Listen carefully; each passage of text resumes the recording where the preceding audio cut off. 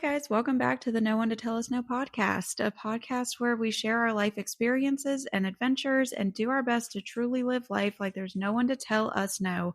I'm Courtney, and with me is my husband and food tasting partner, Charlie. Oh, this is a good one today. I'm super excited about this. Oh, yeah.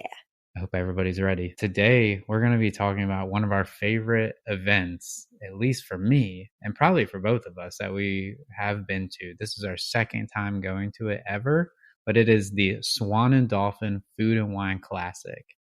If you're not aware of this event, I'd highly look into it, and we're going to give you kind of a little bit of a breakdown of what the event's like and what you can expect. And so if you want to go next year or in the future, you can be nice and prepared and excited to go. But kind of backtracking a little bit, for those that are not aware, the Swan Dolphin Food and Wine Classic is just like it says, is a food and wine event. It takes place only once a year. And what I mean by that, it takes place on a Friday and Saturday in November, and that's it. So you have 2 days out of the entire year to get your fill. And it usually lines up with Veterans Day weekend. Or around there. Yeah. Yeah. But we went to this year. So this year that we're recording is 2025. I mentioned we've been to this twice. We went back in 2023 before we moved down here. And we had a little quick trip down, and one of our events was going to this.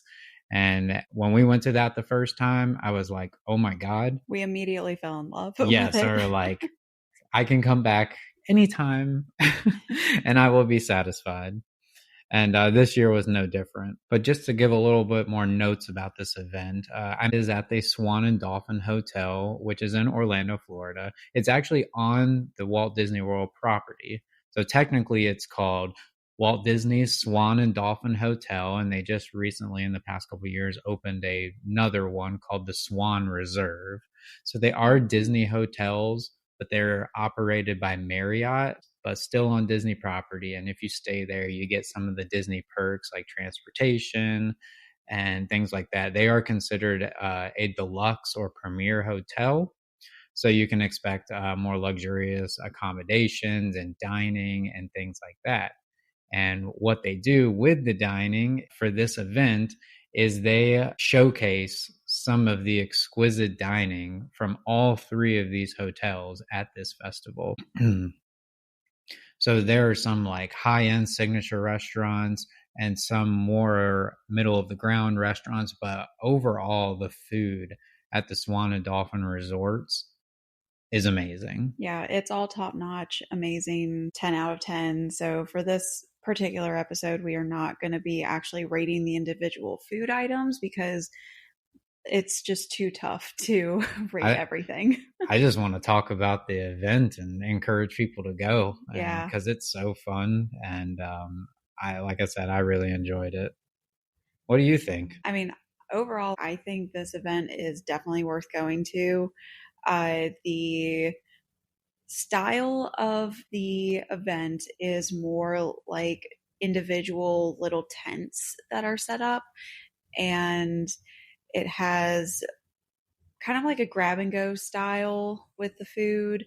So they basically pump out a lot of these little bite-sized dishes, but they're only serving one dish, which is really cool. I love that. Yeah, each booth has one primary dish that they're putting together and serving. They'll have like 3 or 4 chefs back there like preparing it. They make it look nice and pretty, and it tastes just as good as it looks. And they're putting them out, and people are taking them just as fast as they're putting them out. And it's so nice because you buy the ticket and everything's included. And that's what's great. And this is not to be confused with the Epcot Food and Wine Festival that is happening normally at the same time this is happening. Yeah, that's a completely separate event. Completely different. You have to be inside a theme park. This takes place at the hotel. But the Food and Wine Festival at Epcot, if you're familiar with that, you have to buy each individual food item. And this, you just buy one ticket to the event, you check in, you get a wristband, and you also get a cup too to you get a little cup have for your wine or any drinks that you get there, which is kind of cool. But once you have that wristband and they start the event, you're free to make bad decisions. Meaning eat too much. Yes. If you don't leave on the verge of a food coma, you did it wrong. Or feeling like you're about to burst. And I will look at you like, did you get your money's worth? Yeah, I think we did the math the last time that we went, and we kind of figured if each item was similar price to the food and wine festival, you would have to eat or drink about 20 items, is what we talked about in 2023. It's easy to do that too. Oh, yeah, especially because each of the food items is only really 1 to 3 bites or sips, just depending on what the food item is. So it's very easy to just like pop and go, pop Well, and you go. also have 4 hours. Mm-hmm. So you're not in there for just a little bit of time. You have 4 hours. And this year it was from 5 p.m. to 9 p.m. So during that prime dinner time. Mm-hmm. And yeah, when you mentioned the price of the food, how we kind of worked that out was because the price of the ticket is between $205 and $210 a person. And now that may be like a sticker shock, and it kind of is. It is. But once you go to the event, you're kind of like, oh, this makes sense. Yeah, because you're getting premium quality meat and quality ingredients in whatever food items, and also you're getting top tier wine and other alcoholic and non-alcoholic drinks. Well, the chefs that are there, these are Yeah. 5-star world renowned chefs that are overseeing the preparation of their food and whatnot. So like a lot of the booths are from the restaurants in the resorts, but they will also have like side projects that the chefs do. So you kind of have that ability to try some of those items at those famous restaurants, but then also get like a passion project food item that the chef is interested in doing. And, you know, sometimes you're not willing to go fork out $150 for 2 or 3 people to go eat dinner at the signature restaurant. But here I can go try a bunch of different stuff from all these restaurants. Yeah. For one ticket price. And it's so nice because there's no hassle to it. Yeah. Kind of like you mentioned, there's the restaurants from all the different locations at the Swan and Dolphin and at the Swan Reserve. They also offer different alcoholic drinks, especially wine, from all over the world, which is really cool. I would say wine is probably the number one drink served there. I think there's more wine booths than there are food booths. Possibly. Yeah, they have wines from like California, Oregon, Washington, Chile, France, Japan, New Zealand, Spain, just all over the world. Everywhere. And it's really cool to be able to sample some of those wines and try different takes on those wines. It's great. Yeah, I could see people that are really into wine, like just having a ball at this, like trying all new wines. There's everything there. I'm not big on adult beverages. I'm more of on the 0 proof side or mocktail things. So I'm more there for the food. Yeah. But they did have some mocktails and 0 proof cocktails there, and we'll talk about that probably in a little bit. But yeah, you were mentioning the wines. That's probably the biggest drink that they have. And then after that, you kind of get quite a few booths of like craft beer. Or like seltzers. Or stuff like that. And then you have a couple booths of like liquor, cocktail, mixed drink type things. Like I saw some canned margaritas. There was that one rum and what was that one rum drink? Oh, it was a rum Mai Tai that I had. But they also had a canned whiskey that was also really good. Yeah, and then they had I think 1 or 2 different selections of 0 proof.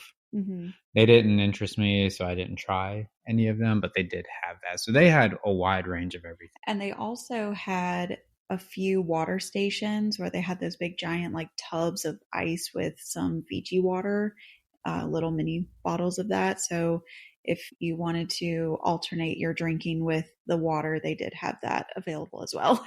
It was funny at the end of the event when it was over, we saw some people just like arms full of it and like, I mean, they're like $3 or $4 a pop for each one of those bottles. So why not? Exactly. But they also did have, when we were walking by, I saw one station with sake. They had a really elaborate setup and it looked all fancy. So if you're interested in trying some of that, so there was all different kinds of drinks Oh, they there. also had champagne. There's a whole room There was a dedicated whole, to champagne. a whole bubbly room. Yes. So you want to talk about like our like steps of getting there and checking in and everything Yeah. like that? So we went on the Saturday night. And before we went, we obviously bought our tickets and they get sent to you through your email. And all you have to do is just show the QR code through your phone. Just like any concert Yeah. nowadays. So, how we got there was because we personally don't like paying for parking. Well, and also I will preface, we live here in Orlando, so we weren't staying at a hotel on the Disney property. hmm So this is a little bit different for us. Yeah. We chose to go to Disney Springs and park there and then take a bus to the Swan and Dolphin Resort. And that worked out pretty well for us. I will say we did have to leave our apartment about 2 hours before the event started, Yeah. just so we gave ourselves enough buffer time to get there. But some other ways that you can get there is obviously parking at the resort. You can also stay at the resort, and they have little bundles and things like that that you can definitely look into. And there is also the Skyliner route, which is the way that we got there back in 2023. We stayed at the Pop Century and took the Skyliner over to Epcot and then walked the boardwalk to the Swan and Dolphin Resort. So that's how we got there. If you're not familiar with the area, the Swan and Dolphin is kind of behind Epcot in the boardwalk area. So Disney has their boardwalk resort, the yacht and beach club, and then right behind those areas is the Swan and Dolphin and the Swan Reserve resort. So yeah, if you have that Skyliner route at your hotel, you just ride it over to Epcot and you can pop over there and that's easy. Mm-hmm. But I will backtrack a little bit and make some notes. If you're parking at Disney Springs,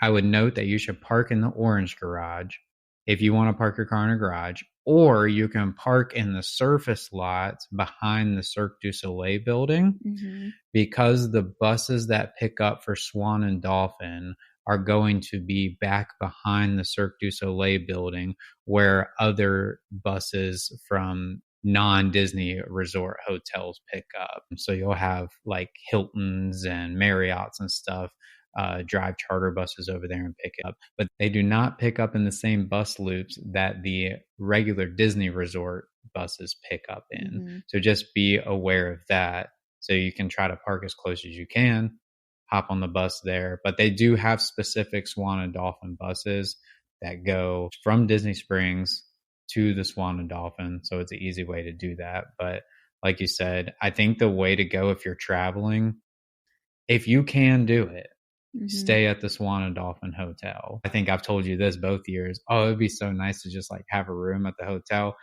walk down for the event, go back up, and you're right there. Yeah. And you're nice and full and tired. You go straight to bed. So that would be like the ultimate goal if you could do that. Yeah. And they do offer, like you mentioned, packages if you're staying for the event. And they offer discounts. I believe it's a 10% discount if you buy both nights of tickets.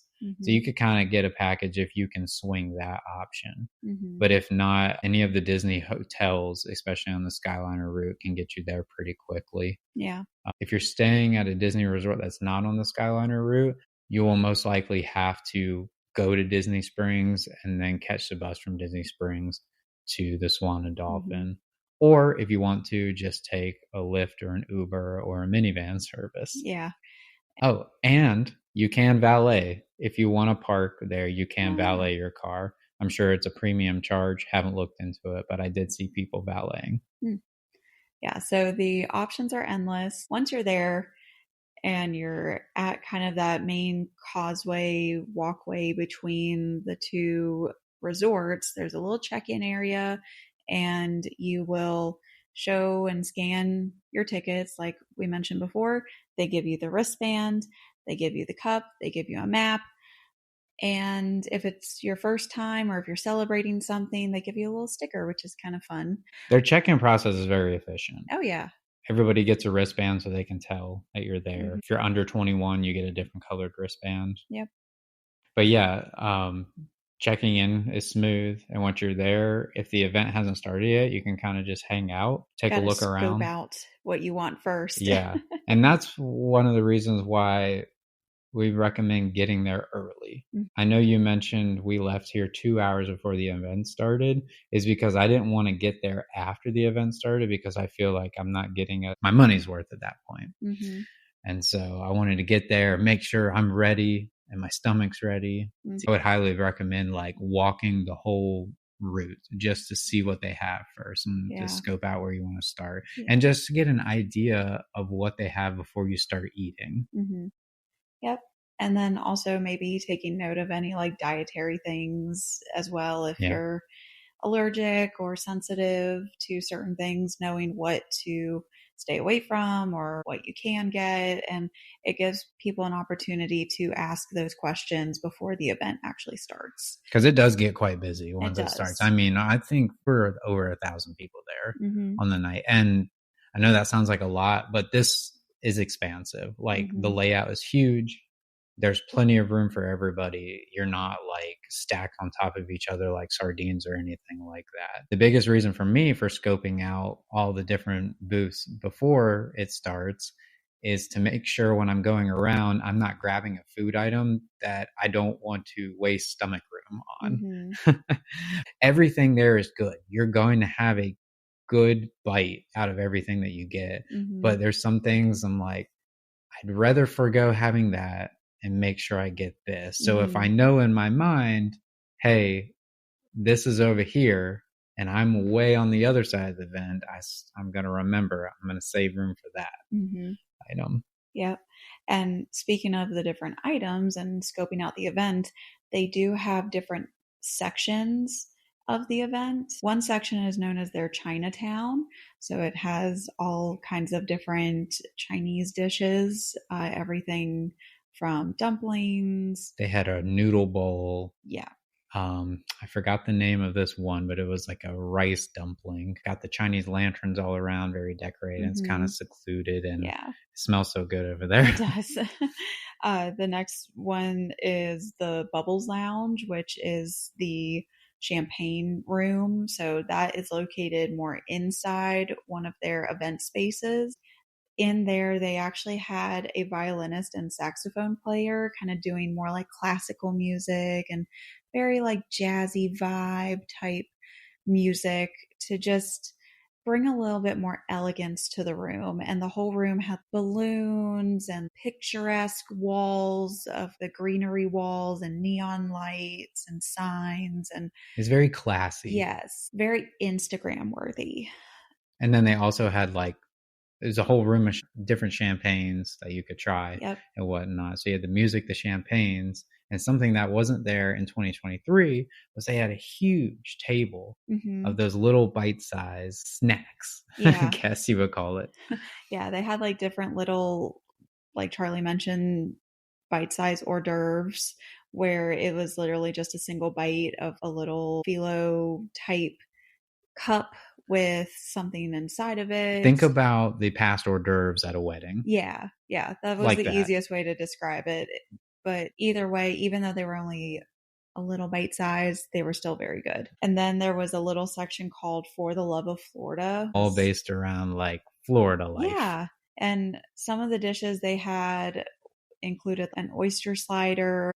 They had an orange peel beef skewer.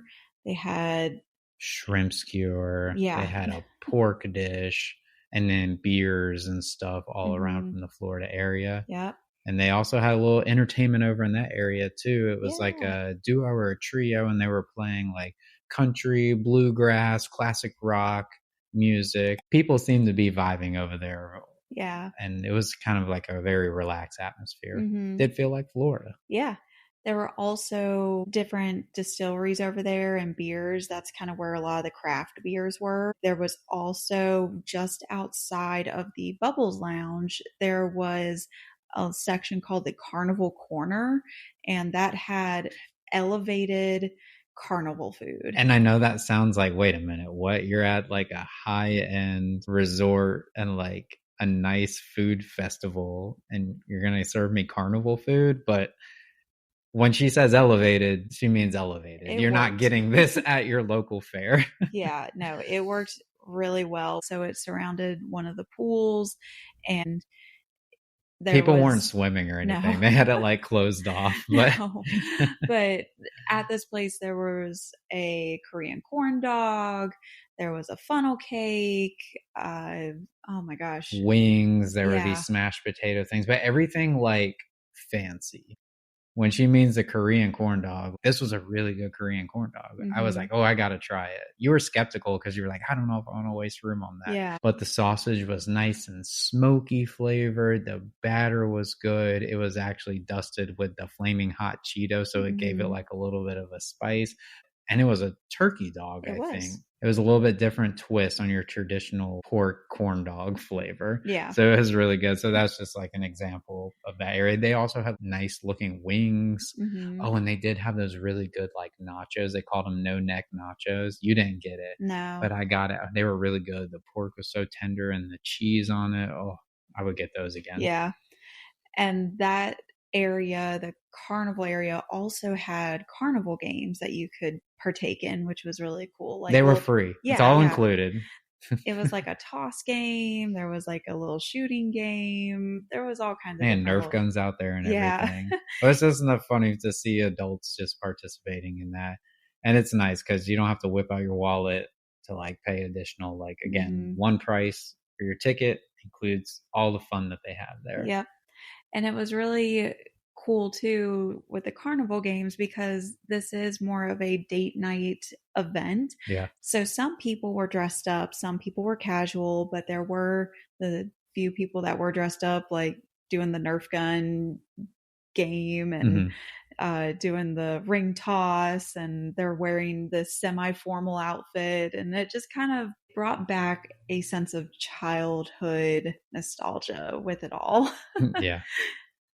I like to be comfy whenever I go to these things. I want to make sure my stomach has room to grow Yep. and my shoes are comfy to stand on for 4 hours. Yes, I So, definitely wore a flowy dress to yeah. this event so I could have room in the stomach area to fit all the yummy food. So, connecting to the carnival corner, there's what I think we might have mentioned previously is the beer garden, and that was mostly an area that served a lot of the craft beers, a lot of the seltzers, and some like mac and cheese type thing. It was definitely food items that used beer in their food, Mhm. which was good. Um, but I am not a beer drinker, so I did not really partake in any of the actual beers that were offered, but it looked fun. Yeah. And I think a lot of the food items there were like, might hold off because Yeah. there were some ones that I definitely wanted to save room for. Yeah. But the last and the biggest area that they have is just, it didn't really have a name, but it's just the main drag, the main Hmm. causeway area where the majority of the booths for drinks and food are set up. And this is where like the high end restaurants set up too. Hmm. And that's where you want to spend most of your time. Yeah. They have all the high end restaurants, like I said. The desserts are over there too. Hmm. And then at the end of the causeway is where the main entertainment stage is, where they have a full live band. And they have three that rotate throughout the night. So you can kind of get a different vibe at the beginning, the middle, and the end of the event. Hmm. I would say the middle band, they were they were good. Yeah, they were called L&G Live. So they did a lot of covers, but the covers that they did were very millennial core.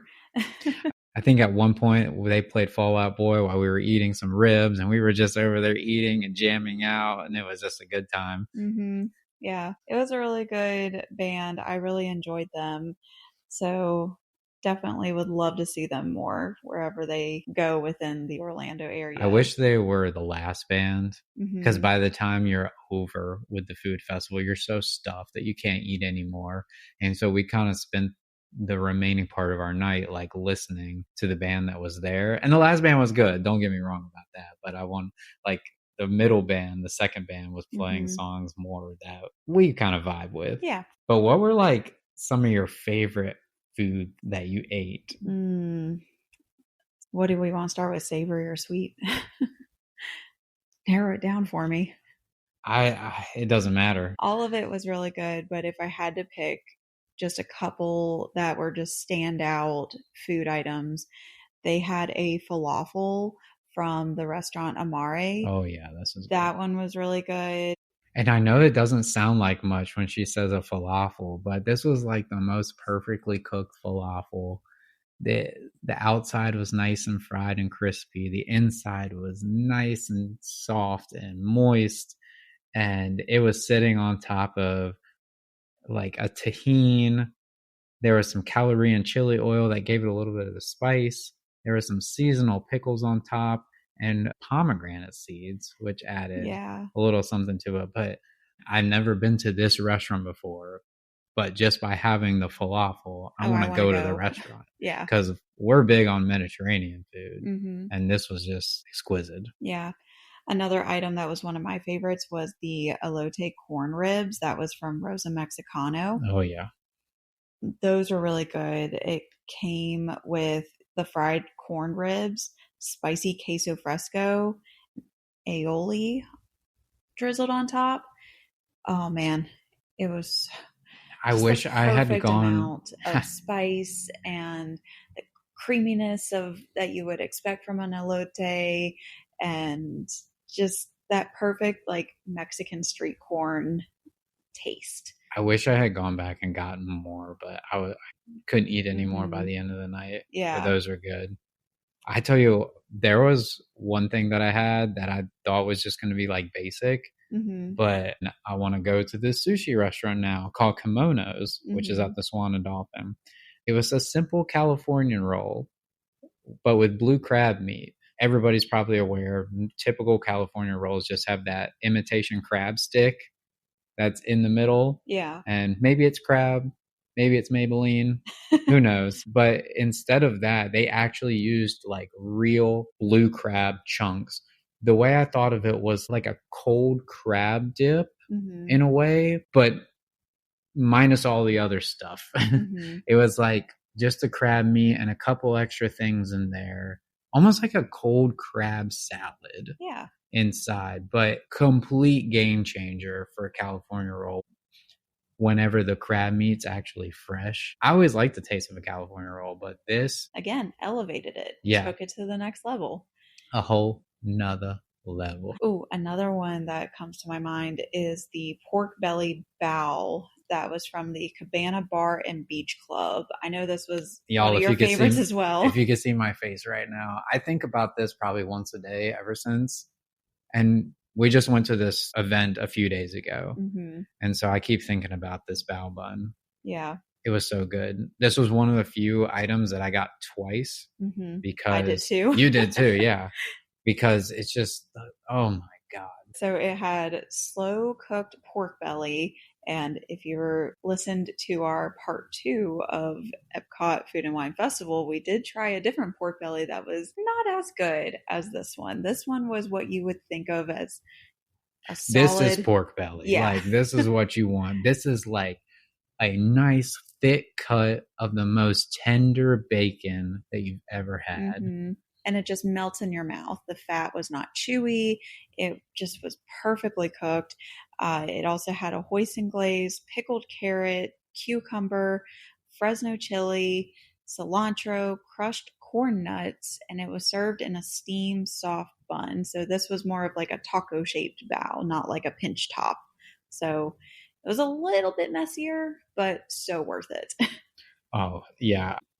I could get like 3 or 4 of those and just be set. Yeah. It tasted so good that I went up to that booth and I was like, you guys, this is the best food item here. And they were like, obviously very appreciative of that. But that was the only one I did that all night because I liked it so much. Yeah. That was my favorite. out Hmm. of the entire night. The last one that I think of is like, at least for savory, is the Asian fried spare ribs from Todd English's Blue Zoo. And I know you like this probably more than me, but it was still a very high honorable mention for me.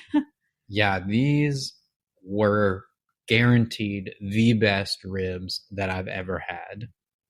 And they were so good. I was like, I can't imagine what they taste like at the restaurant, like fresh at the restaurant. Not saying these weren't fresh. I'm just saying, obviously, at the restaurant, it might just be a little bit different setup Hmm. and whatnot than eating at a food festival. But if they were that good there that night, I can't imagine what they are in the restaurant. Oh, But like yeah. when I tell you, like ribs are hit or miss, and I know for you, ribs are hit or Oh, miss. very much so. Yeah, I mean, you can get a really bad rib if the fat's not cooked off correctly, if they're overcooked. If they're dry. Yeah, there's a lot of things that can go wrong with ribs, but Hmm. I picked this up, I put it in my mouth, and I almost fainted. I was like, this is it. Yeah. This is how every rib needs to be. And whenever I had the first taste, all I could think of was like, and this is not in a bad way, like orange chicken that you get from a Chinese Yeah, restaurant, yeah, yeah. but like have a master chef make the orange chicken sauce and then again have the master chef cook the ribs and put this Hmm. sauce on top. It's just like, yep, we can go home now. Yeah. That satisfies everything. And what's funny is there's nothing in the description that mentions orange flavors. It says sweet potato puree, crispy slaw, lime chili glaze, and edamame.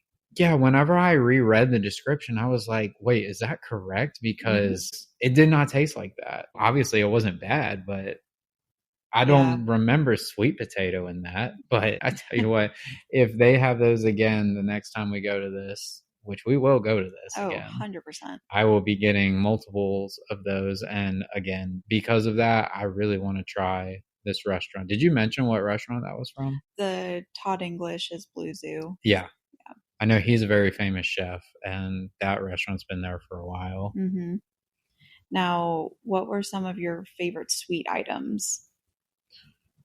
There were really only two booths that had sweets, and they were all more like cold desserts. Yeah, they have to do that for a reason, and the two are split up. They had four at one and four at the other. Hmm. And I know you say, well, that doesn't sound like a lot of desserts, but it's enough. Yeah. I don't think we ate all of them. I tried, but I tell you what, one that stuck out with me was the creme brulee. Hmm. And again, I know you're not the biggest on creme brulee, and creme brulee is not at the top of my dessert list, but this one was good. There was a flavor in that. I want to say like guava or passion fruit or something, but they were torching the top right there. And Hmm. there was like a citrusy flavor in it, I remember. And it was so good because it was a little bit different than your typical creme brulee Hmm. Again, elevated. That's the elevated. name of the game at this event. It's all elevated food. You know what the most fun dessert was? Was the sweet corn ice cream cone. That one was so cute and also was probably my favorite dessert. It was definitely the most unique Hmm. too. Yeah. So it was served in a little dish, and they scooped a little tiny sized scoop of the Sweet corn ice cream. sweet corn ice cream into it, and then they topped it with some popcorn, and then they put a little sugar cone on top of that.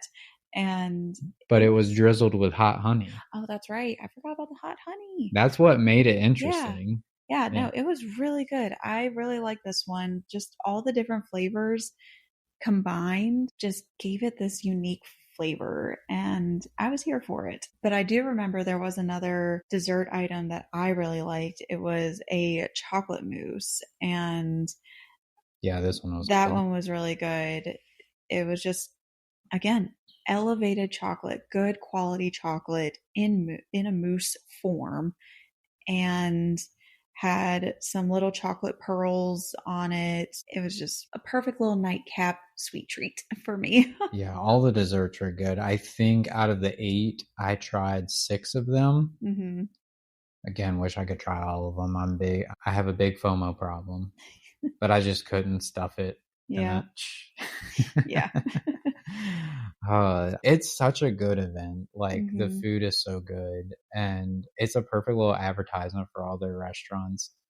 But they do this every year, and this year they gave out stickers like this is my first year, or there was one that was saying like I've been here, where it was fill in the blank, and then they had ones already pre-printed that this is my 16th year. So Mhm. this is their 16th year of doing it, and I saw many people with those 16th time stickers on. Yeah. And I can see how this, if you're a local, I can see how this turns into like a yearly event for you. Mhm. You come out with either your spouse or a group of friends, and you just kind of have like a delicious, classy night Mhm. in a nice environment, Yeah. and everybody's having a good time. I Yeah. mean, they pipe in the music from the main stage all around, so you don't have to be right in front of the stage Mhm. to hear it. So again, you could be across the causeway eating your ribs and jamming out the Fall Out Boy. Yeah. But I can't recommend this event enough. It's just so fun. Yeah. They had a couple other things that were going on during the event, like whenever you were walking through the Swan Hotel, that's kind of like the home base for it. They had like a step and repeat and photo op area Yeah. that we partook in. I posted that picture on our Instagram page. And Mhm. then they also have some merchandise for the event. And they had Mhm. some cool things. We didn't get anything this year. We got in 2023, we got a little Food and Wine Classic pin Mhm. because we collect pins. Mhm. But they have shirts and hoodies and Christmas ornaments and cutting boards and cups and They had these jackets there that were more of like a wind foil where it's like a soft shell on top of fleece lined. I was like, dang, like that's a fancy jacket. yeah. Like just advertising for Food and Wine Classic. And I really like that they do it up for this event too. Not only do they decorate everything nicely, and all the tents are labeled and have the advertisement on it. All the workers that are there are in Food and Wine Classic attire. Like it's Mhm. not just their normal Swan and Dolphin attire. So they really like, no, we are having an event. Mhm. Everybody's dressed to impress. It's cool to see all the chefs out and about. Sometimes the chefs are actually cooking. People are asking to get pictures with them. A lot of the chefs are overseeing, making sure the food items are being prepared properly. And what was really cool to see is that all the workers are doing such a good job, and they're working their butts off, like changing the trash, checking people in, cleaning up, and things like that. They let the workers get some food, Yeah. which is really cool. Like, it's not like, no, you're not part of the event, you're just working. No, Mhm. when they were having their little break, they could have some food. And I was like, I was so glad to see that. Yeah. I'm glad that they treated them well. And when they were serving, I saw so many workers jamming out to the music. They're so happy. It looks like they love being at this event every year. I can't imagine the effort that it takes to put on this event, Mhm. and like the motions of going through plating the same dish Mhm. all the time. But everyone there is having fun. Like all the workers are having fun, and it's fun to go up to the dessert bar while there's no line, and they're all dancing. Like they're Yeah. like trying to choreograph some things and whatnot. But Mhm. I'm glad to see that they let them partake in some of the fun, because if I was a Mhm. worker and I was standing next to a booth that was serving something so delicious smelling, I feel Mhm. like I'd be just like sad if I left and I was like, I couldn't even have tried it. Yeah. It's nice. The people that are there working and helping to keep everything clean, they're clearing tables that are around, they're constantly changing the trash so things aren't like piling up and it's gross to be around. I'm not a big promoter of this, but you can leave your stuff at the table and somebody will come pick it up. I like to take my stuff to the trash and throw it away. I just feel Mhm. more of a decent human whenever Yeah. I do that. That's the Um, right thing to do. Kind of like putting your cart back in the yeah. cart corral. And also, it just feels safe there. Like Mhm. you're in the middle of these two nice hotels. They've got hotel security around. They're making sure people aren't being overserved, which is Mhm. nice. Again, I can't emphasize that it's just a fun date night event. Mm-hmm. When I say date night, I think you hinted at this earlier. Make it a time for husband and wife, mom and dad, or Mm-hmm. really close friends to go out and have a good time. Mm-hmm. There were some kids there. Yeah, we saw some kids, but what I noticed with the kids was that they mostly stuck around the music area and didn't really eat much of the food. So, to me, and I think this can be a recommendation from the No One to Tell Us No podcast, if you're going to bring kids, maybe bring kids that are one older and can appreciate all the different things happening. Probably high school age, like Yeah. 13 and up would be my age. Yeah, and two, they have to be an adventurous eater. So I would not recommend bringing a child who only eats chicken tenders and burgers. Because that's not there. No. Even if they had a burger, which I think they had in 2023, it's not a burger that they're going to eat. Right.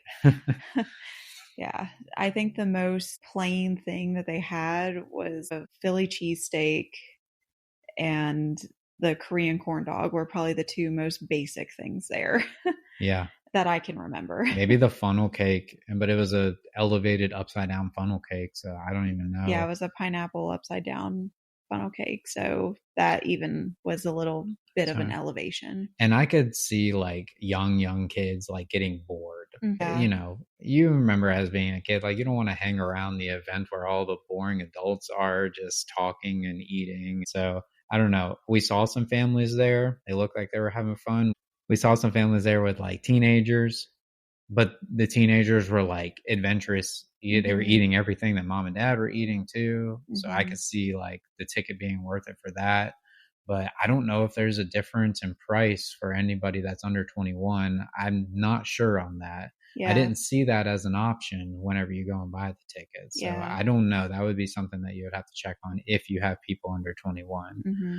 I think, like we've already alluded to, make it a date night, make it a fun little thing, either one night or both nights. Yeah. And it doesn't go terribly late. The event ends at 9 o'clock. I mean, that's just enough time to go to the bridge and see the Epcot fireworks if you want to do a little nightcap too. That's actually one of my favorite parts about this event that we did both years so Mm-hmm. far is that 5 minutes before 9 o'clock, I say, hey, let's go stand on that bridge over there. And there's a Mm-hmm. bridge between the boardwalk and the yacht club, and it looks directly at Epcot right above the trees. There's a tree line, but they shoot off the Epcot fireworks from the lagoon right there, Mm-hmm. and you can see it going on. So after you listen to the tail end of the last song that's being played, you're nice and stuffed and full from all the delicious food, Mm-hmm. and you watch 10 minutes of fireworks. Yeah. Perfect ending. Yeah. And what was funny about this past time that we went, there was a couple that was sitting down next to us, and the guy actually played the Epcot fireworks music on his phone while the fireworks were going. So it was kind of like a immersive experience for us. Well, the funny part about that, he was playing the wrong song at first. He Yeah. was playing the wrong show. And then I looked at him, I was like, this is the wrong show. And he was like, what do you mean? Yeah. And So, I told him, I was like, that was like 2 shows ago. And then he was like, oh, I haven't been to the park in years. yeah. And so it's funny. He switched to the right song at the end. Yeah. But And what's kind of also nice about this event, if you make it a date night and are more extroverted, I would say, in your social life, you could have the opportunity to meet new people with this too, because a lot of the tables are more of like those standing cocktail tables.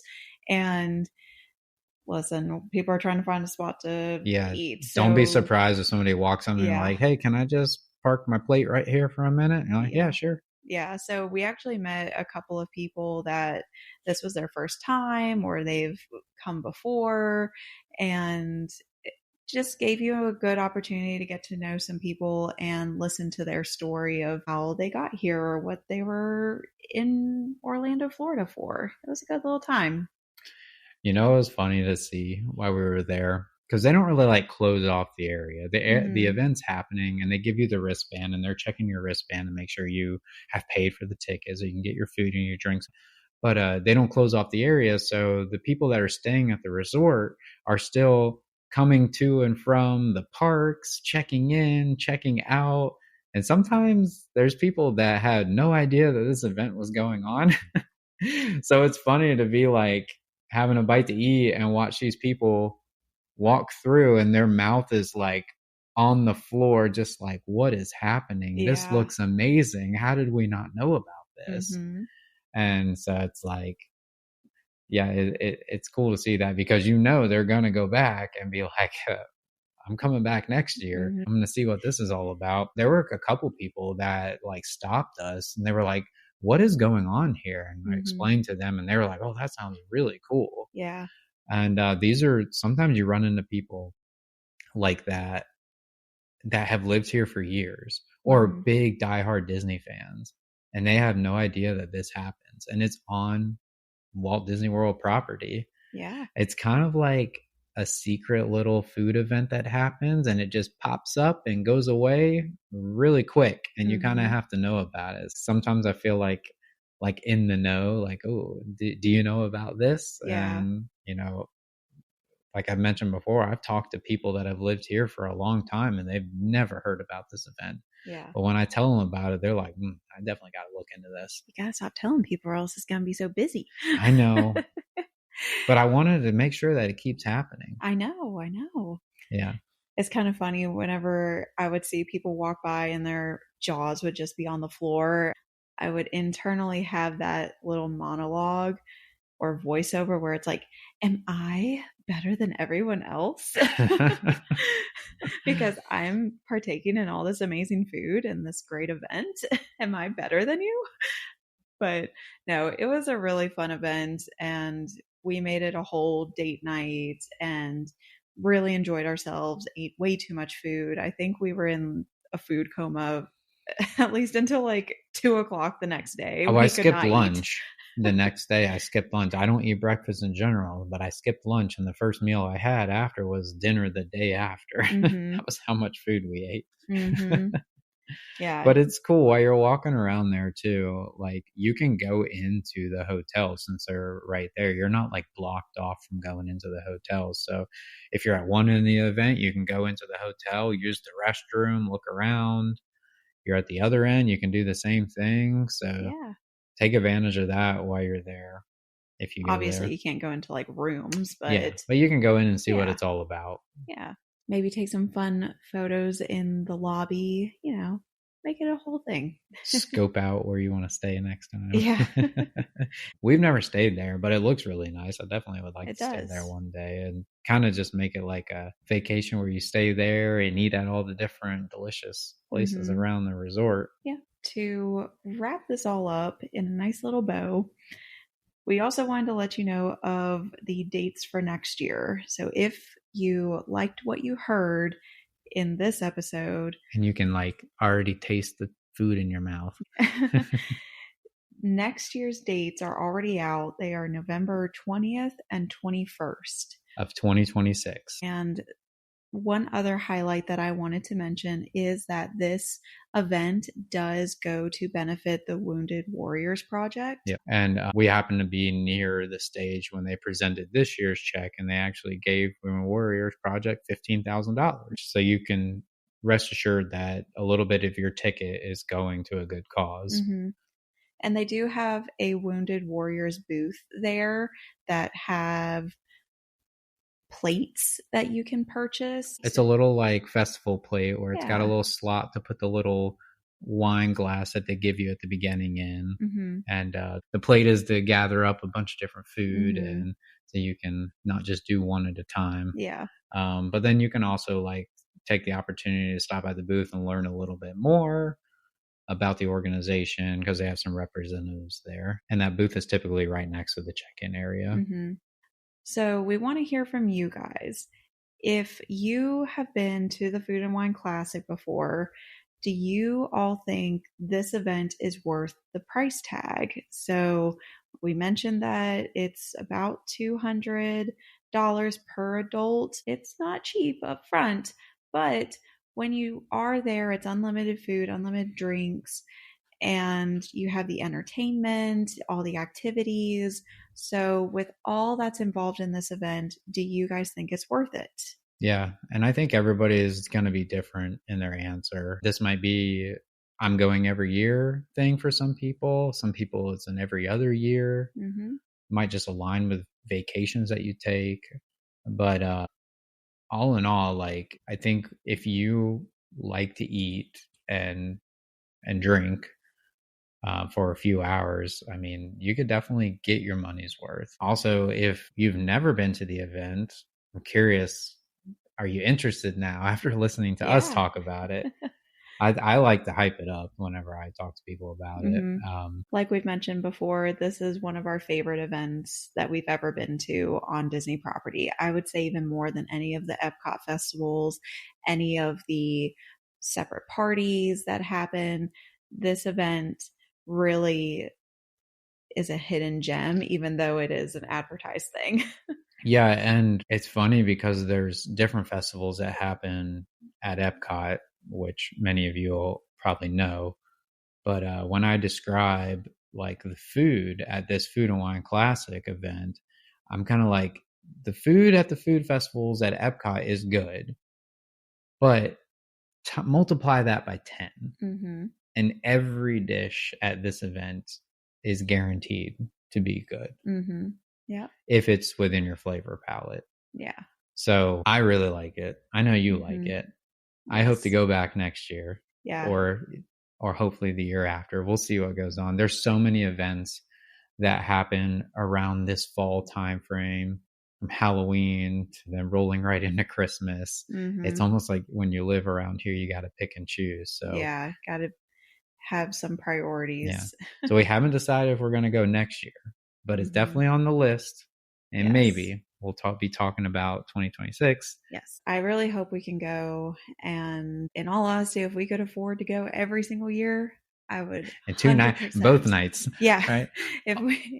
If that was something that we could do, I would 100% do it. Oh, and something we forgot to mention Uh-huh. in all of our talks about this, even though they do have it 2 nights, sometimes some of the booths have different food from Friday to Saturday. That is A true. lot of them, I would say about 50% of the booths have the same thing Friday and Saturday. But then there's a few that will be like, this is what we're offering on Friday. This is what we're offering on Saturday. And so you could get a little bit different variation there. Mm-hmm. And so for those people that are attending both nights, they get the opportunity to try. They do release the menus ahead of time. Yeah. It's a few weeks before the event actually happens. So if you hadn't purchased your tickets yet, you could kind of decide, oh, do I want to go to this night or do I want to go to that night based off the menus? Mm-hmm. And so that's just another little tip from us there too. Yeah. But other than that, I think we're going to wrap things up here. Look forward to our next episode. We're going to be talking about Thanksgiving. And if you haven't checked out any of our other podcast episodes yet, this is number 6. So we have 5 others that you got to catch up on. Mm-hmm. So go have a listen and let us know what you think. In the meantime, you can check our episodes out on Spotify and YouTube. And then you can also find us on social media like Facebook and Instagram. Just search No One to Tell Us No. Give us a like, subscribe, follow, all the things. I think you all know what to do by now. And until next time, dine boldly, dream freely, and remember, there's no one to tell us no.